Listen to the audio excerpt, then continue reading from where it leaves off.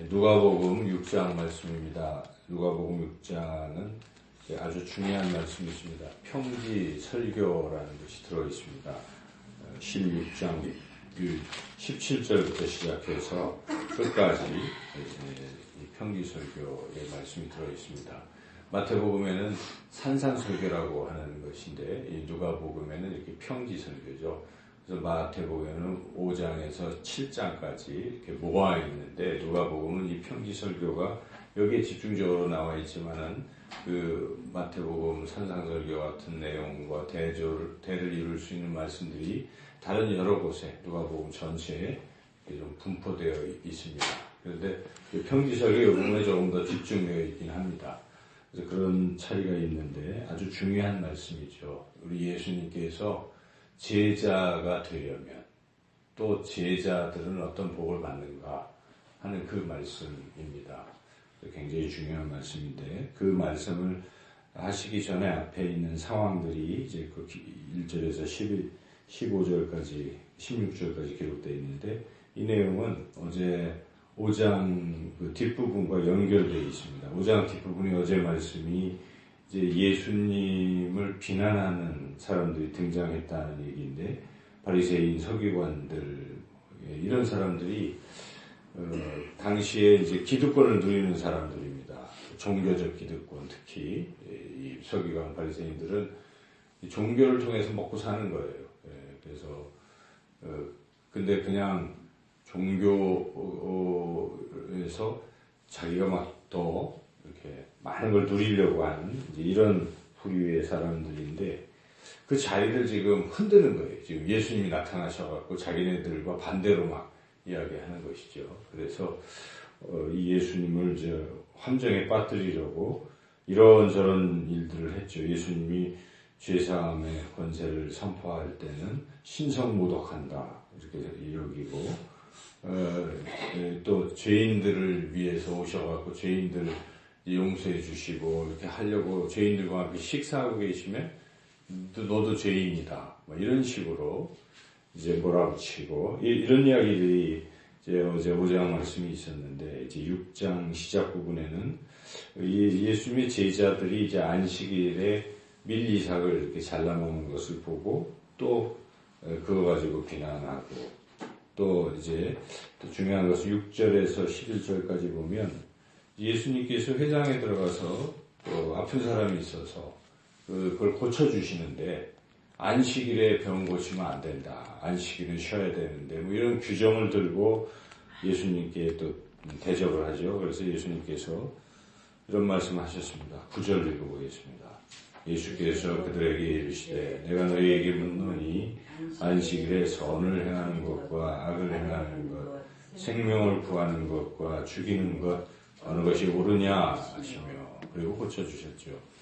그러니까 이 본질을 너는 모르느냐 이런 것이죠. 안식일이라는 것은 성경에 물론 안식일에 쉬어라 하는 것이 구약에 이렇게 나와 있긴 하지만 그러나 이 구약에 나와 있는 이 말씀은 이제 또 본질적으로 하나님 우리를 사랑하셔서 쉬라고 하시는 이런 부분인 것이죠. 안식일에는 그런 뜻인데 지금 사람을 위해서 하나님께서 그렇게 해주신 것인데 안식일에 쉬는 것도 좋지만 누가 지금 병들어서 뭐 있는 사람이 있다면 그거 고쳐주고 구하는 것이 또 유익한 일임에 틀림없는데 본질을 아는 사람이라고 한다면 병을 고쳐주겠죠. 근데 이 본질을 모르고 그냥 이 규정만 자꾸 생각하는 이런 사람들은 그런 식으로 그걸 가지고 이제 막 예수님을 비난하고 이제 이러는 거죠. 그래서 예수님께서 아니라는 것을 이제 분명히 말씀하셨는데 그럼에도 불구하고 잘못을 깨닫지 못하고 화를 내면서 예수님 죽이려고 합니다. 11절에 보면 그들은 노기가 가득하여 뭐 이렇게 예수를 어떻게 할까 하는 이제 죽일 생각을 하는 거죠. 이것저것 이렇게 이런 부류의 사람들이 있다는 것이에요.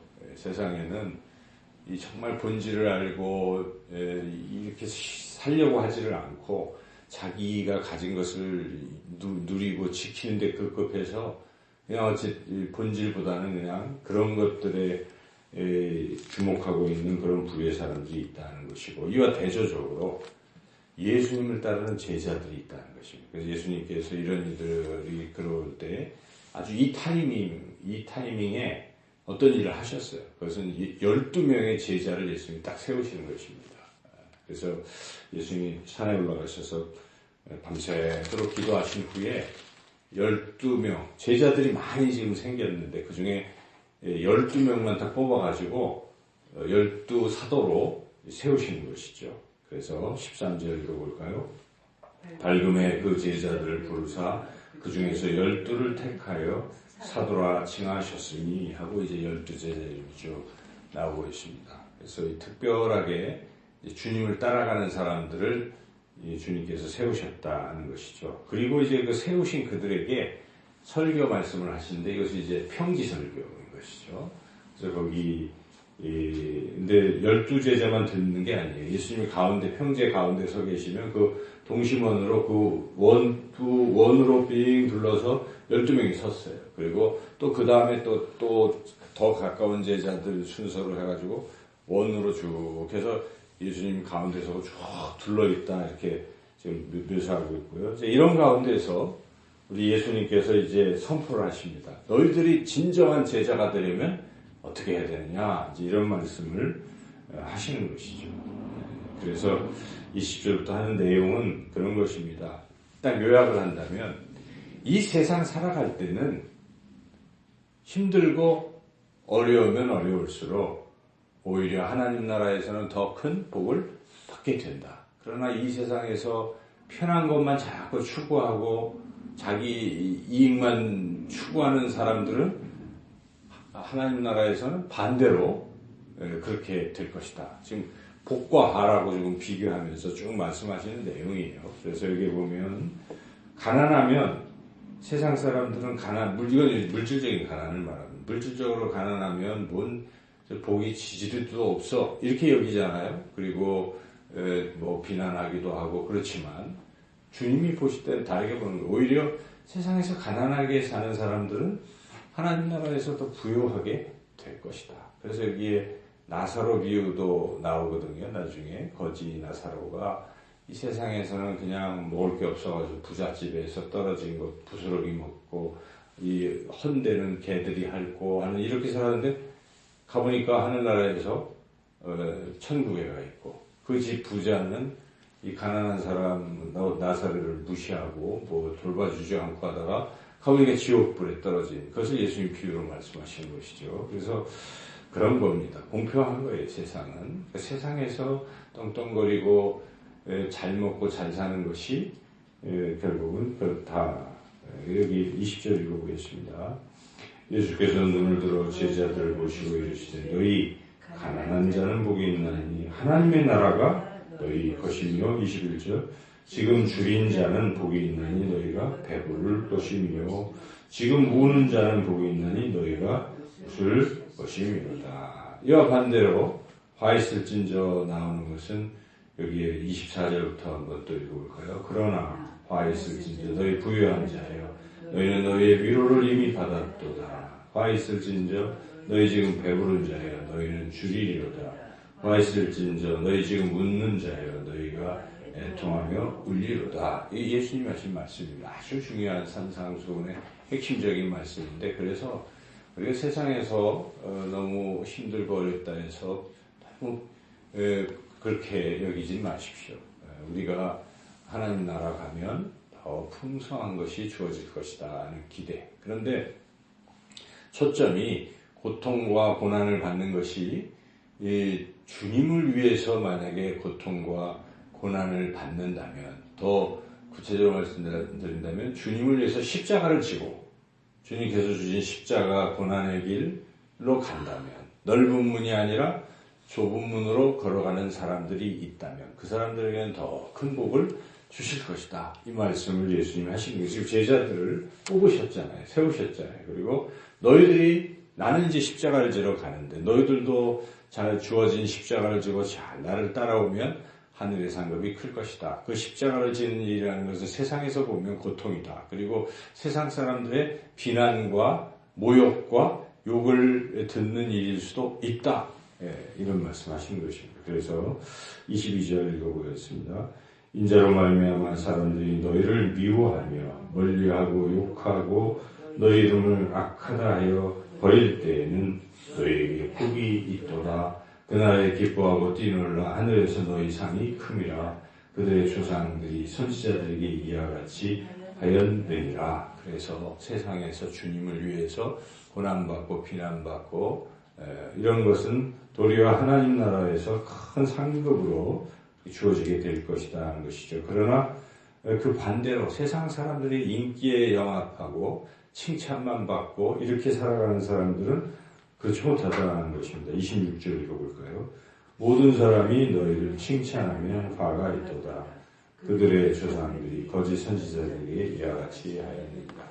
이게 이제 산상설, 평지설교의 핵심.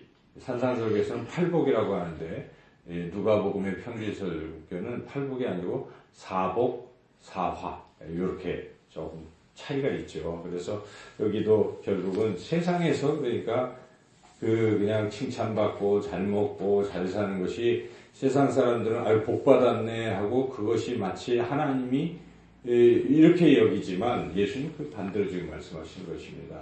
세상에서 힘들고 어렵고 고통 속에 있고 또는 주님을 위해서 더 그 고통의 길로 일부러 자원해서 가는 자기 십자가를 지는 사람들이 있다면 이 사람은 하늘에서 큰 상급이 있을 것이다.